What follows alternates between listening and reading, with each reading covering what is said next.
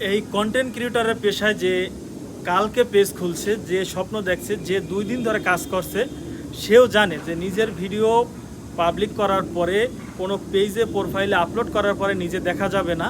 কিন্তু তারপর আমি এই কথাটা বারবার বলতে হচ্ছে এই কারণে, অনেক আমার পরিচিত ব্যক্তিদেরকেও দেখতে পাই যে নিজের ভিডিও নিজে শেয়ার করছে মাদার আইডি থেকে, অন্য প্রোফাইল থেকে, অন্য আইডি থেকে। এখন বলতে পারেন যে আমি তো অন্য আরেকটা মোবাইলে অন্য একটা আইডি রাখছি, সেটা দিয়ে শেয়ার করছি, এতে তো কোনো সমস্যা নাই।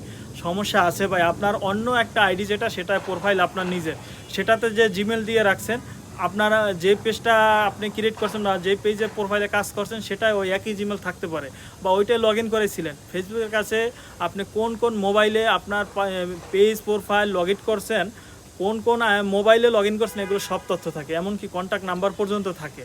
তো আপনি কোন জিমেল এই মোবাইলে আছে, কয়টা জিমেল আছে, সব কিছু তথ্য থাকে। অতএব এই স্প্যামিং কাজগুলো করবেন না, কোনো প্রকার চালাকি করার দরকার নাই। অথেন্টিকভাবে কাজ করুন। যদি মানুষের ভালোবাসা অর্জন করতে পারেন, আপনি একটা সময় ঠিক সফল হয়ে যাবেন।